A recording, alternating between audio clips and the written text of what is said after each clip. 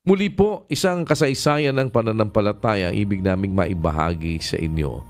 Ito po ang kasaysayan ng isa sa ating mga kapatid sa Members Church of God International sa atin pong Story of My Faith.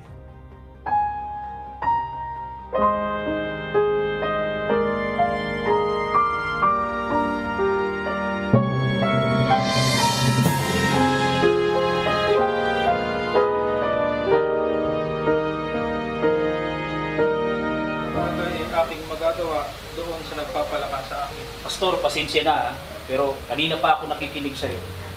Hindi talaga ako sangayon sa paliwanag. Ba't ba tanong ka ng tanong, ha? Teka, karapatan bawat tanong. Hindi! Kaya nagkakaganyan niya kasi lagi mong kinukonsinti. Nagkaroon ng malaking gulo doon sa aming bahay. Yun ang nag-udyok sa akin na parang lisanin ko yung lugar namin.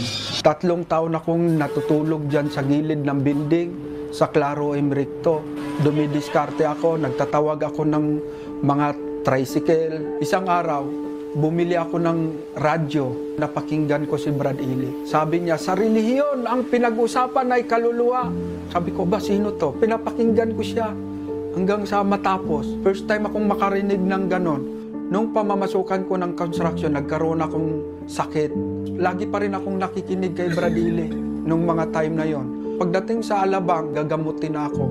Pag-uwi, bigla namang bumulaga yung ang dating daan na lokal. Nadatnan ko yung isang security.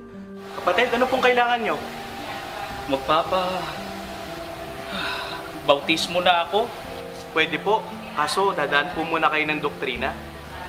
Alam ko na ang mga aral ng ang dating daan. Hindi ko pa alam na mayroon palang doktrina. Kaya hiniling ko sa Panginoon na, Panginoon, kung ako'y bibigyan mo ng lakas o pagkakataon pa, maglilingkod ako sa iyo. Sabi ko ganun. Nung natapos ko yung doktrina, doon naman ako nakaranas naman ng pighati dahil pag-uwi ko, pinalayas naman ako nung kapatid nung pormang. Nilalakbay ko yung Alabang hanggang Makati pag-apply. Wala po talaga akong mahanap. Wala din akong pang-requirements. Doon na ako naglakas loob na babalik pa uli sa lokal. Nahihiya ako kasi bagong kapatid, baka isipin, parang pabigat. Awa naman ng Panginoon, binigyan ako pang-medical. Isa sa mga alalahanin ko, yung may sakit ako, hindi pa ako magaling sa aking TB. Kaya nagulat naman ako nung magpa-medical na ako, bigla namang nag-clear at saka ramdam ko pa yung bukol, unti-unting humupa. Nagpasya akong magnegosyo. Tapos nung mga time na yon, nag-boom yung aking business. Marami na rin akong tauhan. Tapos bumagsak uli yung business ko. Nung pagbagsak, lumipat na po ako na naman sa Makati. Nag-apply na uli ako ng janitor. 4 na taon na ako sa iglesia noon. Ang aking asawa ay manager sa bangko. Gusto ko ipakita na hindi ako magiging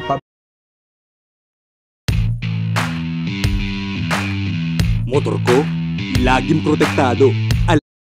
manager sa bangko. Gusto ko ipakita na hindi ako magiging pabigat. Kasi di naman sinabi ni Mrs. na siya pala manager ng bangko. Bumagsak uli ako noong 2015. Inilapit ko kay Brad Ili. Sabi ko, Brad Ili, ganito po ang nangyari. Sabi ni Brad Ili, dito ka na lang sa Brazil. Gagawin kitang stockists. Maliit pa yung aking mga anak. Baka magiging pabigat lang ako. So, sabi ni Brad Ili, samahan ka nawa ng Panginoon, kapatid na Jupiter. Kung yan ang desisyon. Mula noon, week lang, na-create ko itong LCM Enterprises. Sa pag-i-install ng mga CCTV, doon na nagsisimula na guminhawa ko ulit. Natupad yung aking pangarap na kung ako'y pagkalooban ng Panginoong Diyos na magkaroon ng business, mga kapatid ang mga tauhan ko. Awa tulong ng Panginoon ngayon, 90% sa aking company ay mga kapatid. Sinabi din ni Brad Ili yun, sa pakikinig nagsisimula yung pananampalataya. Kaya ang aking company masikhay sa pag-i-invite, pag mga doktrina. Awa tulong ng Panginoon ngayon, ang aking mga kapatid at ang aking mga pamangkin, mga kapatid na rin, kami namang mag-asawa ay masayang naglilingkod. Naganap siya ng kanyang tungkulin bilang isang local choir, kasama ang aking mga MCGI kids, ang aking 5 anak.